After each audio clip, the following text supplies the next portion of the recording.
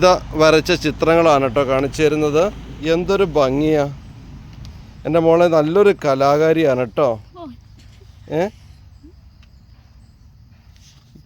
എന്തൊരു ഭംഗിയാ.